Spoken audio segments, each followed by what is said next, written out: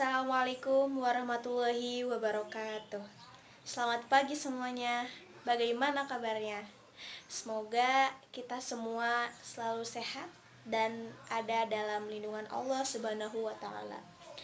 Baik, berdirinya saya di sini bukan untuk berceramah ataupun berpidato, tetapi saya hanya ingin sedikit memberikan wawasan terhadap adik-adik semua. Ada yang penasaran apa yang ingin saya jelaskan?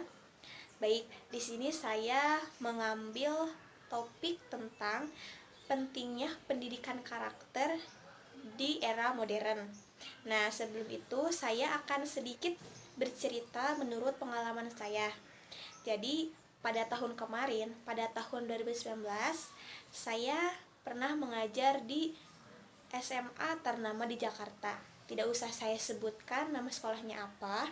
Saya tidak lama mengajar di sana, sekitar 1 tahun saja. Yang saya perhatikan dari pelajar di sana yaitu mereka berpenampilan mewah, menggunakan make up, membawa kendaraan mewah ke sekolah. Mungkin itu memang tradisi di sekolah tersebut. Jadi yang saya lihat, yang saya pikirkan, oh mungkin pelajar zaman sekarang itu lebih mementingkan penampilan ketimbang mencari ilmu. Itu menurut pemikiran saya. Nah, pada zaman sekarang, pelajar banyak sekali macamnya. Sekolah tidak hanya dijadikan sebagai tempat untuk menuntut ilmu, melainkan mencari perhatian terhadap orang lain, agar dipandang lebih hits oleh orang lain. Berbagai macam cara dilakukan, mulai dari wajah sampai ujung kaki. Nah, dalam masalah seperti ini, kita harus lebih memperhatikan karakter para pelajar. Nah, di sini saya akan menyampaikan sedikit tentang pentingnya pendidikan karakter di zaman modern. Nah, yang pertama saya akan menjelaskan tentang karakter. Apa sih itu karakter? Nah, menurut Waine mengungkapkan bahwa karakter itu menandai seseorang bagaimana cara memfokuskan atau cara mengaplikasikan kebaikan melalui tingkah laku ataupun tindakan. Misalkan ada seseorang yang berperilaku jujur, baik, tidak serakah, berarti dia berperilaku baik. Sedangkan apabila ada orang yang berperilaku suka berbohong, jahat, suka meledek temannya, nah berarti seorang tersebut tidak berkarakter. Jadi, karakter itu ada kaitannya dengan personality atau kepribadian seseorang. Apakah sama karakter dan kepribadian? Jelas berbeda. Jadi, karakter itu menurut J. Milton Ginger keseluruhan bentuk sikap seorang individu melalui sistem kecenderungan dengan berinteraksi dengan serangkaian situasi. Nah, di sini ada 3 macam jenis kepribadian manusia. Yang pertama ada introvert, yang kedua ada extrovert, dan yang ketiga ada ambivert. Yang pertama yaitu introvert. Orang-orang yang memiliki kepribadian introvert biasanya memiliki ciri seperti pemalu, pendiam, sulit bergaul, biasanya menyukai kegiatan seperti membaca, menulis, ataupun memancing. Nah, biasanya orang introvert ini lebih cenderung berhati-hati ketika ingin berbicara. Jadi, berpikir dulu sebelum berbicara. Yang kedua, ada extrovert. Jenis extrovert ini kebalikan dari introvert. Nah, orang-orang yang memiliki kepribadian extrovert, ciri-cirinya seperti aktif, mudah bergaul, suka keramaian. Nah, apabila berbicara itu lebih langsung berbicara, baru berpikir terlebih dahulu. Nah, biasanya orang yang mempunyai jiwa ekstrovert ini lebih suka bercerita dibandingkan mendengarkan cerita dari orang lain. Nah, yang ketiga ada ambivert. Jenis kepribadian ambivert ini kadang berubah-ubah. Kadang seseorang yang mempunyai kepribadian ambivert ini bisa menjadi introvert, bisa juga menjadi extrovert karena tergantung mood atau situasi.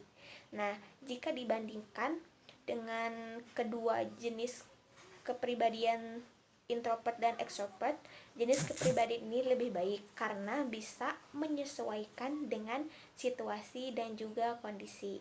Nah, untuk kalian, apakah termasuk introvert, extrovert, ataupun ambivert? Kalian bisa memahami dari pengertiannya. Pendidikan karakter adalah suatu hal yang saat ini ditekankan dalam pendidikan di Indonesia. Pasti berbagai macam pertanyaan terhadap pendidikan karakter ini. Seperti mengapa perlu pendidikan karakter? Apakah karakter dapat dididikkan? Karakter apa yang dididikkan? Lalu bagaimana mendidikkan aspek-aspek karakter secara efektif? Siapa ya saja yang harus melakukan pendidikan karakter ini? Mungkin itu semua pasti kalian mempertanyakan. Nah, di sini saya akan menjelaskannya.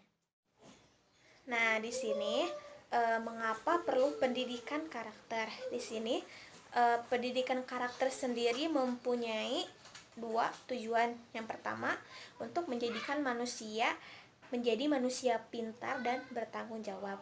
Yang kedua, menjadikan manusia yang mempunyai perilaku yang sangat baik. Nah, selanjutnya yaitu bagaimana mendidik aspek karakter. Ada 10. Yang pertama, berperilaku seksual. Yang kedua, berpengetahuan tentang karakter. Yang ketiga, pemahaman tentang moral sosial. Yang keempat, berketerampilan memecahkan suatu masalah. Yang kelima ada komparatif emosional.